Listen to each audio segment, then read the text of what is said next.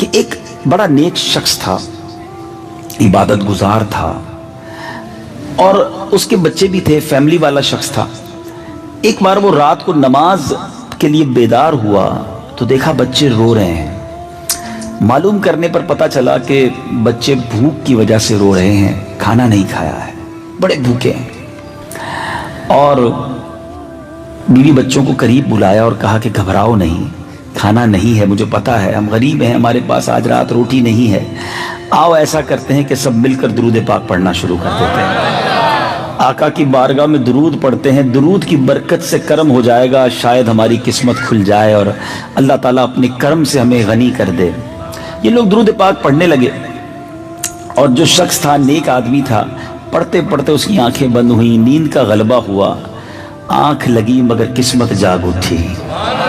نبیوں کے سلطان رحمت عالمیان صلی اللہ تعالیٰ علیہ وسلم کی زیارت ہوئی اور آقا علیہ السلام نے فرمایا کہ کل صبح سویرے فلاں مجوسی کے گھر جانا۔ مجوسی کہتے ہیں جو آگ کی پوجا کرنے والے ہوں، غیر مسلم ہوتے ہیں اور آگ کی پوجا کرتے ہیں۔ آقا فرما رہے خواب میں کہ فلاں مجوسی کے گھر جانا، اسے میرا سلام کہنا اور کہنا کہ تیری دعا قبول ہو گئی ہے، اور اس سے کہنا کہ نبی پاک علیہ السلام کا فرمان ہے کہ جو کچھ اللہ نے تجھے عطا فرمایا ہے اس میں سے میری مدد کر۔ اس پر وہ شخص جاگ گیا مگر حیران تھا کہ نبی پاک کسی غیر مسلم کے گھر مجھے بھیج سکتے ہیں، کسی مجوسی کو سلام کہہ سکتے ہیں، بڑی عجیب بات ہے۔ لیکن نبی پاک ہی تھے خواب میں، کیونکہ ایک بڑی خوبصورت بات آپ کو بتاؤں کہ جس نے خواب میں پیارے آقا کو دیکھا اس نے حق دیکھا، کیونکہ شیطان نبی پاک کی صورت میں نہیں آ سکتا ہے، ٹھیک ہے۔ لیکن کنفیوز تھا، پھر سو گیا، ہیزیٹیشن تھی، تذبذب تھا، ڈبل مائنڈڈ تھا۔ اب سویا، پھر خواب میں نبی پاک تشریف لائے، فرمایا جاؤ مجوسی کے پاس، میرا سلام دو، اس کو کہو تمہاری مدد کرے اور یہ بھی کہنا تمہاری دعا قبول ہو گئی ہے۔ اب جب اٹھا تو کنفرم ہو گیا کہ آقا نے بھیجا ادھر ہی ہے۔ ایڈریس معلوم کیا کہ بھائی یہ مجوسی رہتا کدھر ہے، معلوم کرتے کرتے کرتے وہ شخص اس مجوسی کے گھر چلا گیا۔ اس کے سامنے بہت سارے نوکر چاکر تھے، بہت بڑا محل تھا، ون آف دا بگیسٹ، بہت بڑا بزنس مین تھا اس زمانے کا وہ۔ تو اس نے لوگوں سے کہا ذرا آپ سارے ہٹ جائیں، مجھے اکیلے میں ان سے بات کرنی ہے۔ سب لوگ پیچھے ہو گئے۔ یہ جاتا ہے مجوسی کے پاس اور اسے کہتا ہے کہ میں آپ کے لیے ایک پیغام لایا ہوں اور بڑا اسپیشل پیغام ہے۔ کہا بتائیے کیا پیغام ہے؟ کہا ہم مسلمانوں کے نبی علیہ السلام نے آپ کو سلام کہا ہے۔ تو وہ کہتا ہے آپ کے نبی کو معلوم نہیں، میں تو مجوسی ہوں، میں تو ان پر ایمان ہی نہیں لاتا، میں تو مسلمان ہی نہیں ہوں، مجھے سلام کیسے کہا ہے؟ کہا ہاں مگر نبی پاک نے مجھے کہا ہے کہ تمہیں سلام دے دوں۔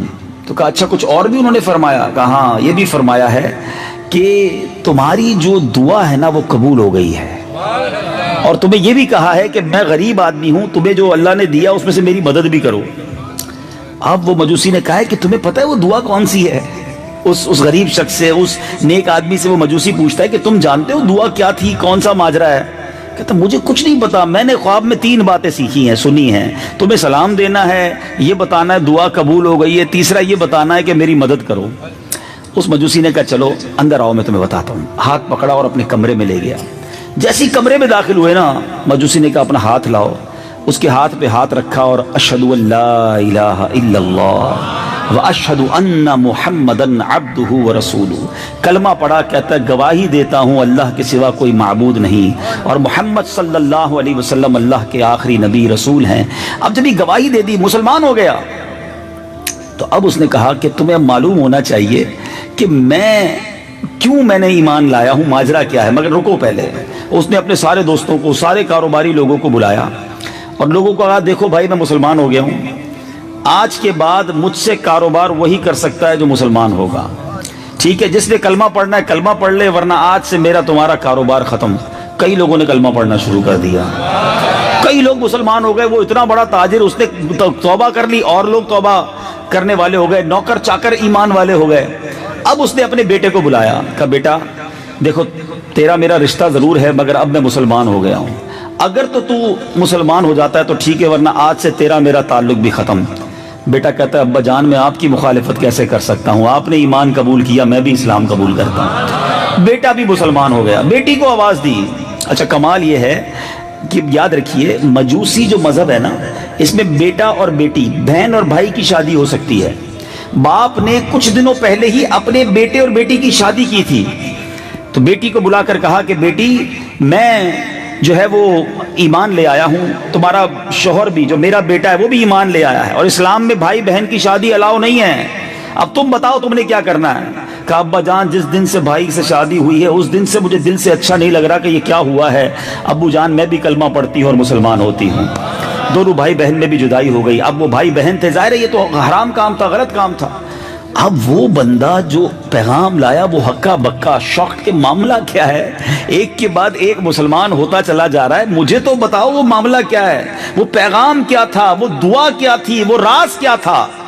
اب وہ کہتا ہے بھائی مسئلہ یہ ہے کہ میں نے اپنے بیٹے اور بیٹی کی شادی کچھ دنوں پہلے ہی کی تھی، بہت بڑی دعوت کی تھی، سارے شہر کو بلایا، زبردست کھانا پکایا، سب کو کھانا کھلایا، طرح طرح کے کھانے تھے، پیسہ بہت تھا، سارے لوگ آئے تھے۔ کہتا ہے جب شادی سے فارغ ہو کر میں اپنے فرش پر اپنے بیڈ پر جا کر لیٹا تو میرے پڑوس میں ایک بیوہ عورت رہتی ہے، اس کی چھوٹی چھوٹی بچیاں ہیں اور وہ سب سید زادیاں ہیں، مسلمانوں کے نبی کی اولاد سے ہیں۔ مجھے ان کی رونے کی رات کو آواز آئی اور میں سن رہا تھا کہ وہ اپنی ماں سے بچی کہتی ہے کہ امی جان ہمارے پڑوسی نے جو مجوسی ہے اتنی بڑی دعوت کی، ہمیں کھانے کو نہیں بلایا، آج ہم بھوکے سوئے ہوئے ہیں، ہمیں یاد بھی نہیں کیا اور ہم فقر و فاقہ کا شکار ہیں۔ اب یہ شخص کہتا ہے جب میں نے یہ سنا کہ میرے بالکل برابر میں غریب لوگ رہتے ہیں اور وہ ٹھیک ہے میں مسلمان نہیں ہوں مگر ان کا تو نبی کی آل سے تعلق ہے، وہ آقا کی آل سے ہیں، مسلمانوں کے نبی کی اولاد سے ہیں۔ کہتا میں کھانا لیا، کپڑے لیے، راتوں رات میں نے سارا سامان ارینج کیا اور میں اس غریب گھرانے میں پہنچ گیا، جا کر میں نے کھانا بھی پیش کیا، کپڑے بھی پیش کیے، اور جب ان کو دیا تو بچیاں امی سے کہتی ہیں امی جان ہم کیسے کھائیں، یہ تو غیر مسلم کے گھر کا کھانا ہے، یہ لے تو آئے ہیں مگر ہم کیسے کھائیں۔ تو اب ماں کہتی ہے کہ بیٹا اب تم بھوکے بھی ہو، حالت بھی خراب ہے، بھوک سے حال بھی برا ہے، یہ اللہ کی طرف سے رزق آیا ہے۔ تو بیٹیاں کہتی ہیں امی جان ہم کھانا تو اس وقت تک نہیں کھائیں گے جب تک اللہ تعالیٰ اس مجوسی کو اسلام کی دولت نہ دے دے۔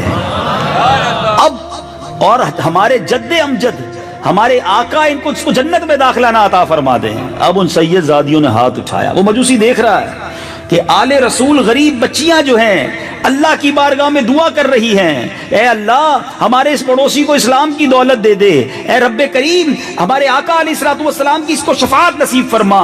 بچیاں دعا کرتی جاتی، ماں آمین کہتی جاتی ہیں۔ اب یہ مجوسی جو ہے واپس آ گیا، کہتا ہے میں تو ابھی آیا ہی ہوں، رات سویا ہوں اور صبح تم نبی پاک کا پیغام لے کر آ گئے ہو، اور آقا نے کہا ہے دعا قبول ہو گئی ہے، تو سنو ایمان تو تمہارے سامنے قبول کر لیا ہے، اب امید ہے جنت میں بھی نبی پاک ساتھ ہی لے جائیں گے۔ ہیں اب سنو میں تمہارے ساتھ پورا پورا تعاون کروں گا۔ اب یہ دوسرا غریب آیا تھا نا، پہلے تو سید زادیوں کی مدد کی تھی، اب ایک اور پیغام لے کر جو نیک شخص غریب آدمی آیا تھا، کہا تمہارے ساتھ پورا تعاون کروں گا۔ دیکھو میں نے اپنے بیٹے بیٹی کا نکاح کیا تھا، آدھا مال تو انہیں دے دیا تھا، آدھا اپنے پاس رکھ لیا ہے، اب تو پھر دونوں میں جدائی ہو گئی ہے، سنو ہمارے پاس آدھا کافی ہے، میرا آدھا مال تم لے جاؤ، اپنے بچوں کی مدد کرتے چلے جاؤ۔ امیت اسلامی بھائیوں یہ سعادت الدارین نامی کتاب میں بھی واقعہ موجود ہے۔ اب صرف اس ایک واقعے پر میں آج بیان کر لوں تو کافی ہے، اس میں ہی اتنے سارے مدنی پھول ہیں کہ آج اب سوچتے چلے جائیں کہ اس ایک واقعے میں کتنے درس ہیں۔ سب سے پہلی بات، نیک شخص تھا، پرہیزگار تھا، مگر اللہ کی رضا پر راضی رہتا تھا، کھانے کو نہیں تھا مگر زبان پر شکوہ بھی نہیں تھا، یہ نہیں کہتا تھا یا اللہ میں نمازیں بھی پڑھتا ہوں، میں درود بھی پڑھتا ہوں، میں روزے بھی رکھتا ہوں، مگر بچوں کو کھانے کو بھی تو نے کچھ نہیں دیا، شکوہ نہیں تھا، شکایت نہیں تھی، اس حال میں بھی رب کی رضا پر وہ راضی تھا۔ شاعر لکھتے ہیں نا زباں پر شکوہ رنج و علم لایا نہیں کرتے، زباں پر شکوہ رنج و علم لایا نہیں کرتے، نبی کے نام لیوا غم سے گھبرایا نہیں کرتے۔